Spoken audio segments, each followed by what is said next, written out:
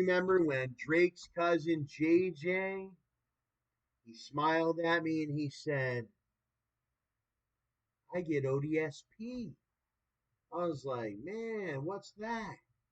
He said, you don't know what ODSP is? And he had that Drake smile. I said, no, I'm from Ontario. But that's all he told me. Then he knocked me out or whatever. He said, you got to learn something if you're going to get ODSP.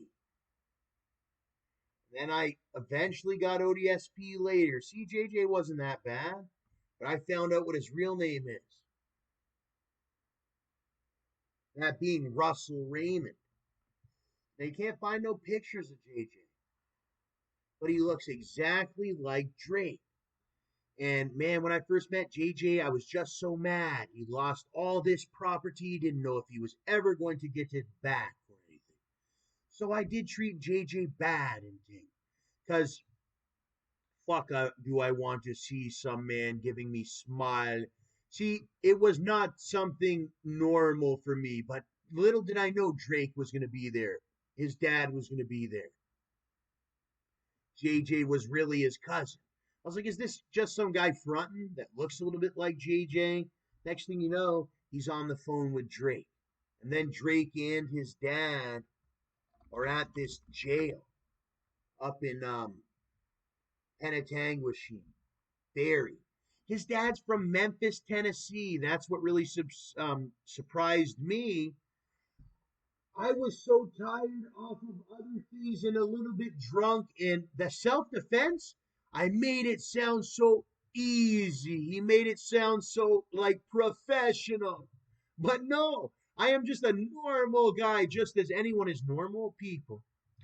And that Phil Thompson, he is a very real strong mob boss, real strong. And I'm just a kid. And everybody know I am not Drake. Everybody know who Drake is. Everybody know who the father is. So I just sit on bus stop and his father look at me and he have this outfit. And at the time I was so stubborn in my own ways. I say, no, I don't want that. No, no, no, no, no, no. I say, okay, I'll put the outfit on. He put the outfit on. But I don't get up and take it into my own hands and take the outfit, put it on, gets ready for the next scene and all that. But they beat it into me. They said he's not doing the next scenes. He's not doing the next scenes. I had a problem with always getting to the next scene and shit like that. For the videos, if you were talking videos or whatever. But then JJ punched me right in the face. And now I do every next scene. He'd be working all the time. New video, new picture. He'd take over the internet and all that. Kind of like Drake. I think that's what happened to Drake. He knew his cousin, JJ. And JJ used to even pick on Drake. Drake was a little bit less athletic than JJ. JJ's like super athletic. And then Drake got like this mix of athleticism. JJ super tall, super killer. And Drake just like takes his super killer and he makes all these like good records and music videos. But JJ act out with his hands and all that. Drake talk with his mouth and all that. But they are this unified project or whatever. That Drake, he's like an alien. He's got all these little alien tactics and all that. But he's just a normal guy. But he's a goddamn alien. Same with his dad. I couldn't fucking believe it. See, I was growing into my alien self, and then there he was. He walk in. He's like Darth Vader or something. When they walk into the jail, they brought me all the way to this jail. Yeah, that's how it is in this world. Fucking real deal. If you don't make it, you go to jail. And then you see Drake laughing at you, and it's real, and that was me, and that was you, and blah, blah, blah. But that is how it is. But this was at a time I didn't know. I said I was famous, but I think I asked myself, do people really know Stacks and Millie's famous? Next thing you know, I was confirmed that I was famous. Like there's no other confirmations when Drake's picking on you and all the other things with that gunplay and the Rick Ross and all the other magical things that have happened and all the money that came in and all that shit, obviously. Every time I get one of those royalty checks and I can go to the real fucking store or whatever, excuse my language, because he's just getting his language back in order and all that. Anytime that I can, like, I'm the voice of this, one of these voices of the Maybach music and all that, and beginning to be other voices, whatever. He's even on camera and all that. He's got royalties. I go to Subway today, two 12-inch, one steak on cheese, one Italian BMT, cookies, drink, everything. Then I go to the store, I pick up marijuana cigarettes, and then I go to pick up cranberry vodkas, 4-pack them, and this is all off of my music money. So I'm like, damn, nigga. So then I just be rapping all the time, kind of like Gunplay was rapping and getting new tattoos. He's getting paid by the government. I get like a new tattoo every 2 or 3 months or something like that. Get a new tat, sick ass tat or whatever. Just keep making videos and working with companies and people, and then you're gonna make it. So kind of like a Don Logan or a Gunplay or a Lil Wayne or Ricky Rose or Nicki and John Sloat. You can make it. You can make it. But it's a unified family. And if you can build your unified family where everybody's eating the empire, then everybody can stay strong like the Romans. Everybody's beefing, but you can get to business. I'm in a high position. So is Gunplay. If we're talking military, we got money to make. There's money to be made. Money's coming in. Next thing you know, there's a royalty. Next thing you know, there's a this, there's a that. They want live performances. Rick Ross had this huge career. He was the rap game's Mark Henry. You wanted to eat him. I wanted a pack of rosés for years. I was wondering. I was like, I guess it's O. Henry. Uh, After a good rosé session, listening to him, on YouTube and all that, you got to have one of these O. Henrys. He goes good with chocolate. He goes good with pizza. He goes good with crab. That's another business. Chocolate bars, the chocolate rosé. It's got some sort of strawberry or cherry in the chocolate or something. They have those. They're called cherry blossoms. Oh, because Rose was on Zoom with this other guy in the It's hard to get on that Zoom with Rose sometimes. He's always busy in his wine business. Rose's big into wine. He's big into the Bel Air champagne. It's very good. I've even Stacks and Millies yet to even have it. My brother sprayed the champagne on me, Gotti, but I never got to have it yet. But I'll make it my duty. Maybe they'll have it at the store. I'm in a city that probably will carry the Bel Air, quite possibly. Maybe not. Maybe they do. I'm not sure. They got the sparkling blue. They got the gold. They got the brute. If you don't want to be on video, don't test me. I am firearm carrier, you know.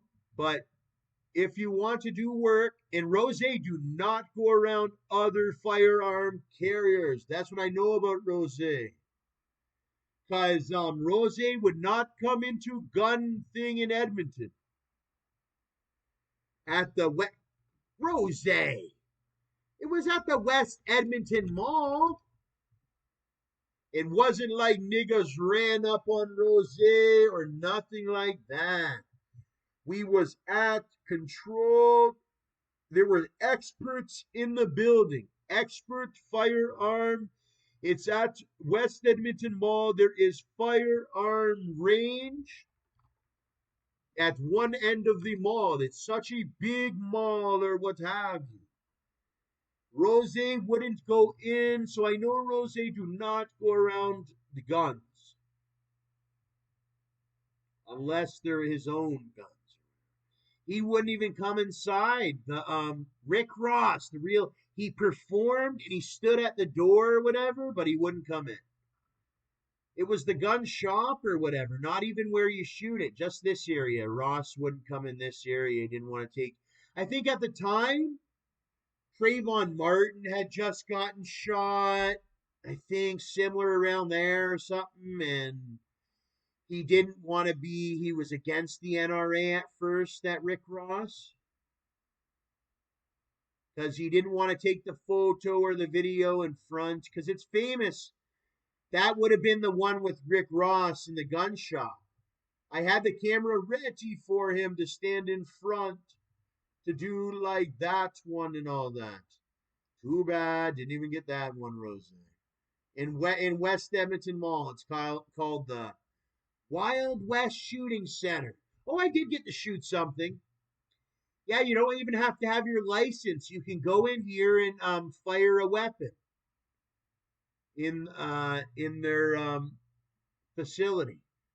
They even have firearm training and all that. I got to go in there and fire some of the weapons. I had just came up from Tennessee. I owned a 1022 Ruger and all that, but they had some weapons in there that I never. They had an expansive amount of firearms. They had like every kind of firearm that you could imagine to want to shoot in there. They had the ability that you could choose to shoot that firearm at a target while you're being monitored by the range safety officers and whatnot. So that's a cool thing. It's expensiver though. Look, for the intro pistol, well, it's not that expensive, but for $69.99, you can go in, you can do the intro pistol package. You get one range pass, 20 shots of 9mm semi-auto, 12 shots of 38 special revolver. So it's a 38 special revolver and then a 9mm semi-auto. It looks like a double action. You get to shoot that, a 38 revolver. I own a 32 and all that. That's funny. But yeah, you get to go in. But I started out as just a guy that got to go into this place. Time Traveler package, $99 per person. Wow, this is something I would want to do. World War II style 1911. I'd want to own a 1911, but you can go in there for $99 and you can shoot 16 rounds out of that 1911 45 ACP. That's a fun thing to do. Even firearm owners will stop into Wild West and by themselves or even with friends, not run in there, but walk in there, do a $99 session and get to fire the range of guns. You know, you do that a couple times and that was your big thing. Some people like to do that. But I'm sure you can even fire your own weapon. I have a grandfathered in. They just changed the law, as many people know, with the grandfathered in. I have a grandfathered in 32 revolver, single action and all that. What do they change? You can now have that without a license, like usual with the antique or whatever, but then also now you can also have reloadable cartridges. You can't buy ammunition, but you can manufacture it legally by yourself, just like in America, how you can make your own ammunition with the brass cartridge, the primer, the powder, and then the bullet. You're able to use that as ammunition for your antique revolvers now under the RCMP's new law. It's called grandfathered in firearm. So that means people that have their RCMP paperwork to go with their antique, they can now go in with their buddies and fire their single actions, double actions, and all that to certain ranges. Not just this one, but many others across Canada. I'm trying to get into this Alteric Valley. Don't think it's everybody that's going to be doing that. I'm one of out of millions that's gotten their grandfathered in antique here in Canada. They're very expensive, only the highest up men. So basically, what they're saying with me is today he's not super, super duper high up, but the analysts and everything have calculated and they say that with my track record and all that or whatever, that I'm gonna continue to be successful and all that. So that's why I will have my firearm and all that, and then in the future I'll be able to continue to be more successful now that he owns a firearm and all that to protect his. Generally, when you own a firearm, nobody know once they know you have a firearm and all that, they do not mess with you anymore when it comes to like threatening that they're gonna like hurt you if you don't buy drugs off them or threatening you to intimidation. All that stuff is no longer whenever you do buy a firearm. Generally they know generally your whole procedure starts to change when you become one of those guys, and I'm lucky that I'm one of those guys so far. God is so far. Every day I thank God when I wake up that I am the man that I am. Not just about the firearm, just because really that's just sort of a side thing and it's cased somewhere else, or the holster or whatever, but just it allows me to just have a normal day-to-day life. Just a normal day-to-day life. He got so high up in his fame thing or whatever, in his money, royalties, and all the other stuff that and my political opinions. And sometimes I talk and help law enforcement. And when you help law enforcement and all that, and it becomes famous that you help law enforcement and all that or whatever, you gotta be. And that's what happened with me. And he's one of many. Well, no, he's not. He's one of few. Sorry. And I'm the only one talking about the new RCMP antique firearm law and all that with the grandfathered in. They have the antique, and then they finally are smoothing out that, because generally before it was if you had one of these antiques, they were just for show, they were fully functional antiques, but now they're allowing them to be considered a grandfathered in firearm, prohibited firearm, meaning that you can have ammunition too and all that for it.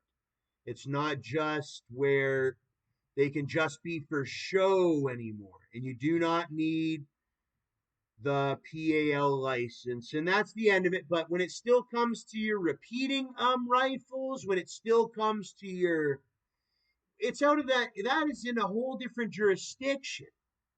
I read about something that some person had some fake allegation in some long out jurisdiction or something like that or whatever and all that or whatever and all that or whatever.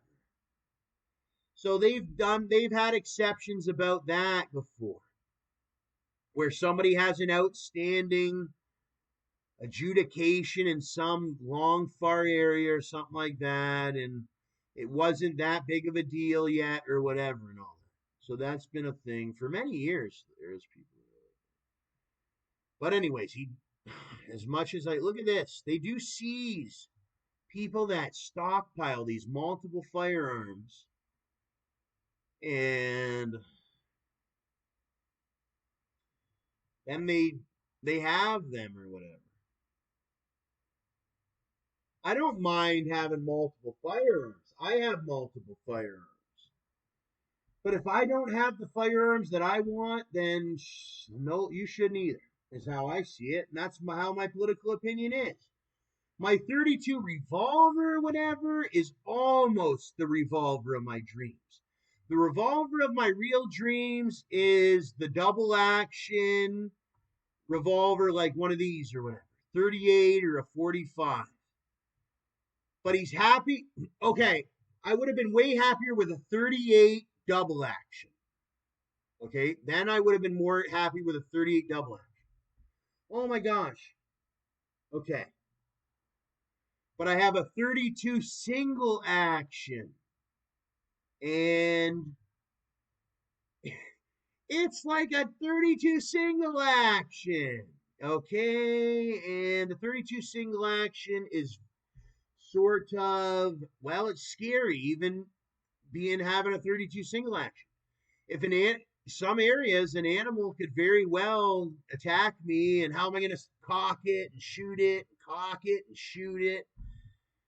Whereas the double action, you can go shoot, shoot, shoot, shoot, shoot. Or the semi-automatics, you can do the shoot, shoot, shoot. That's why I've been big on getting these illegal semi-automatics, because I can't have a semi-automatic. So if you got yours illegally, you shouldn't either. I can have my single action, but he can't have his yet. And maybe in the future, if I work my way up in the money and all that, and not only the money, but being a good citizen, maybe one day I'll be considered to be able to have that right to carry or own. I wouldn't have this one. I like a compact or whatever, but I don't. The lever actions, the repeaters, 12 gauge, any other caliber, gauge of shotgun. They're now allowing like the one shot 410 flare guns that were in the previous 1945, and then they're allowing those at a limited number, because I did get one of those, believe it or not. Not many people, if any people, are going to get those. They're very expensive. They got just manufactured because of that Ukraine war or whatever, and all that or whatever. So it's a big wake up call for Canadians to see it on 1080p video, an explanation of the new firearm laws to go along with that war that's going on, that it's a real war, and that's going on over with the Russia and the Ukraine. And we were always like that. In the last war, they heard it on the radio about the stuff that was going on. They'd hear it on the radio. And they tried to hide it from the radio, tried to hide it from the radio, tried to hide it from the TV and all that. But Canadians were always good people, and the RCMP and all the rest were good ones, and they weren't ones to be like that. They were ones to be honest and all that. That's what was part of being Canadian, was being honest and all that. So that's why these videos should be allowed and are allowed. It's honesty. It's the truth from a perspective of somebody that's living now, but maybe dead in the future. Will one day be one of these forefathers here in Canada, much like a Justin or something like that. But we're limiting the number of firearms here in Canada. That's part of my job. Beside being an owner, it's also just helping understand the picture that we're limiting those. The RCMP does that. We see the seizures. We see that for ones that they have no legal capabilities to do with their firearms or whatnot, or no legal reason. It's usually the ones that are tied up with the with the drugs and that. And if you're not licensed and it hasn't been that to carry a certain firearm, then that could be a problem. I want to one day get my possession acquisition license. I've been working on, I have these videos come along with my research, the research and testing to get the PAL. It took them a long while to understand the different mechanics and all that. Now I'm almost ready to take my test, but it would be an expungement before that, because he had a self-defense with a pepper spray. It was a pepper spray. I know the difference between using a firearm and using pepper spray and all that. He has a family history and yada yada. So he has a self-defense where the charges were dropped and I had a plea agreement and all that, but I believe it should be expunged. So one day that I can, they've given me the permission. Right now he doesn't have the money to buy one of those. Well, actually I would, but it's expensive. It's $200 to take the test, I think, and then your firearm if you wanted to buy. So it all takes time. And then I got to get my expungement, work on my expungement from this fake charge thing that's been popping up on that one thing that I already dealt with and all that. Once you can get that all expunged and everything, I can one day a PAL holder. I think what they want me to be is they want me to get a mortgage first, achieve some more things, and prove myself, continue to prove myself legally and all that, and then maybe eventually when he gets his mortgage and or even higher than a mortgage or whatever, then maybe you'll get a PAL, you'll be expunged. But for now, you have your grandfathered in, which is not PAL rated or whatever is what I call it, PAL rated firearms. We know what those ones are. They're the ones semi-automatics. They're the ones you can buy on Cabela's, at Canadian Tire, etc. Are they going to bring guns to buy at Walmart in Canada? I don't think anytime soon, but we have gun shops in Canada. Many are unaware we do, but they're very limited. There's one gun shop just south of me by about 50 miles or so, and that's the only gun shop generally in another long distance. There's very few compared to some other areas where there's more. So I like that it's more restricted because we deal with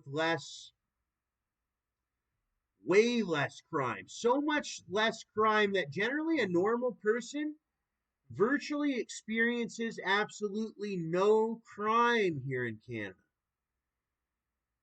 So that's how well the police and the military and all that do their job here in Canada. That's why I made it a duty to try to make my name more apparent as a good person, so that because for a time there was a discrepancy. He makes remix musics and all that, so I just wanted to do other stuff to show that there was other sides to my personality, like these documentary law videos and stuff like that. Some that have never been seen in Canada. But yeah, no, we deal with. I never seen this one. Man charged with killing Mounties, obsessed with guns. I never had the chance to be somebody that would be sort of obsessed with guns, but I know that you do not want to kill a Mountie. Uh, I don't know what the heck was going on, but I get along with our Mounties. The Mountie women he gets along with big time, so now he gets to know that the Mountie women he likes because I'm related to the Mountie women or something like that. So they see some cuteness in him and all that. And he gets along with a lot of the men, a lot of the Toronto police, a lot of the OPPs he gets along with. He got along with everyone. He got along with everybody. It was my duty to get along with everybody for so long. I do. And I will continue. I make sure to get a good sleep and to get on my diet to get along with everyone. That's one of the key things is getting along with everybody. And I tried to get along with Phil Thompson of Teeswater. I even gave him a $10,000 Cadillac to get along with him. Now, he made a mistake. I don't know what to say. He didn't make a mistake. I didn't make a mistake. It was two Canadian brown bears in one area.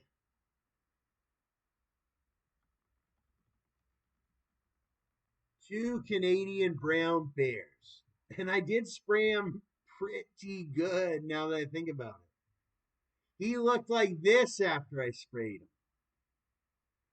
He sprayed him pretty good, and I'm so sorry to Phil that I sprayed him so hard, but he choked me and was robbing at me and saying they were going to kill me. And there was a black guy that came in my apartment and had the trigger pulled on me pretty much, and he was a known killer. And then they were breaking into my apartment. They were going to kill me. I act like Phil is like this cuddly bear. because that's how I seen Uncle Phil.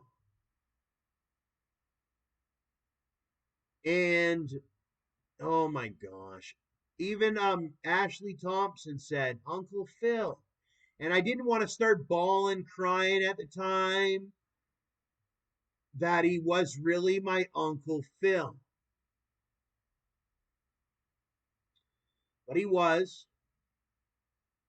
We were the definition of that show, or not that show, it was a book. Goldilocks and the Three Bears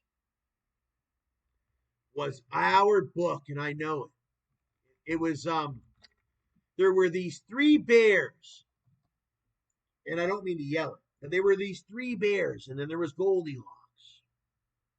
I'm sure Phil and the family they heard some variation of this Goldilocks and the Three Bears. And we were the bears. And we were the wolf, the pig, and everything that blew it down.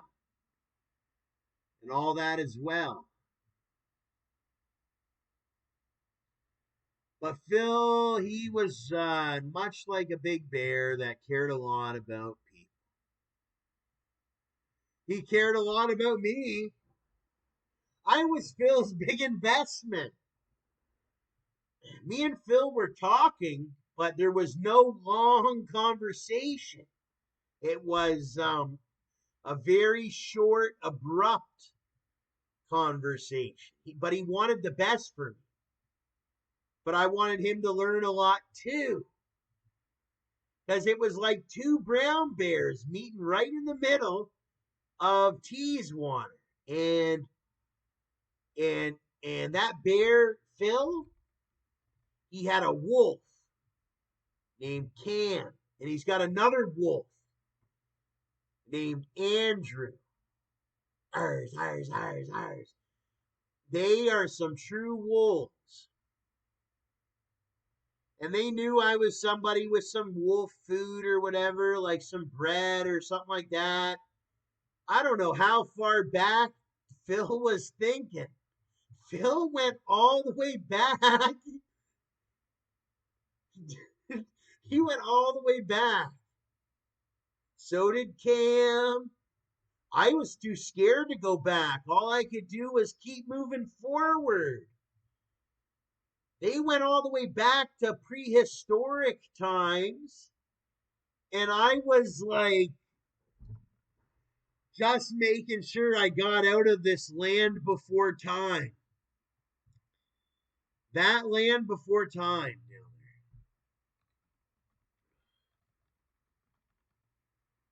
there. Land before time. That's what it's much like in Teeswater. It's a land before time. The land before time. You'll go back to it in Teeswater. Even my neighbor Danita likes that land before time. She reminds me a lot of this Land Before Time show or whatever when I get to talk to her, when she does talk to me. It's like the Land Before Time. You can tell she came from that area. She doesn't know I like Land Before Time, but she talks to me for a minute like she thinks I like Land Before Time and all that. Well, that's all that is with Danita. I am much like that little dinosaur, and Danita's that big one like that one.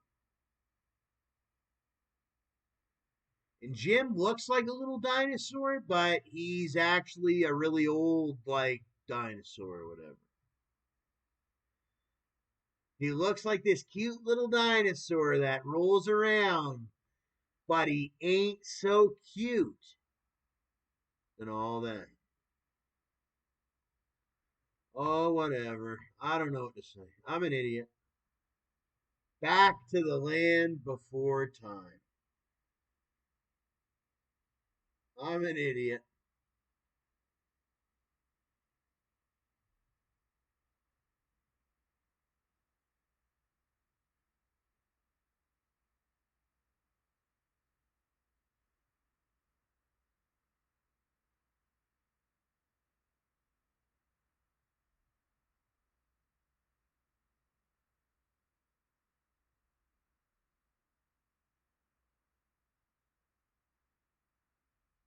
Ontario loves the Land Before Time. Since Grand Valley, a lot of people love this Land Before Time. I think Grand Valley used to have dinosaurs, is what they were saying.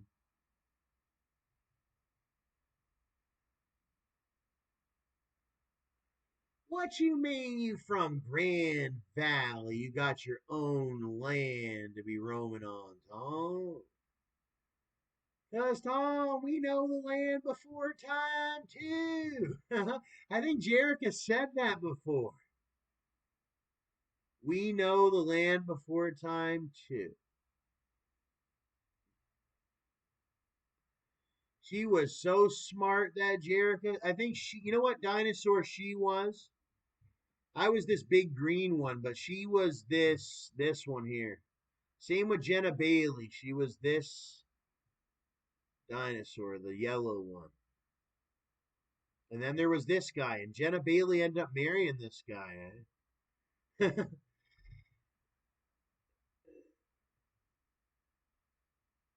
Yeah, they really got married. And then that guy, he really has the bird friend that sits on top of his head or whatever. And that used to be my friend there, and we're still here and we're doing all right.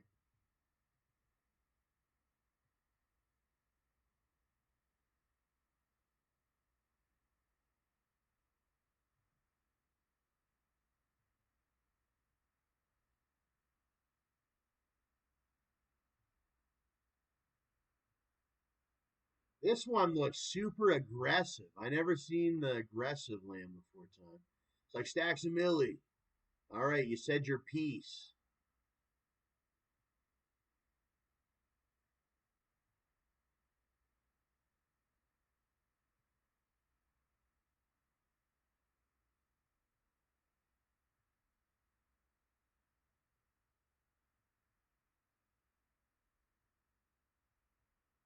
That was a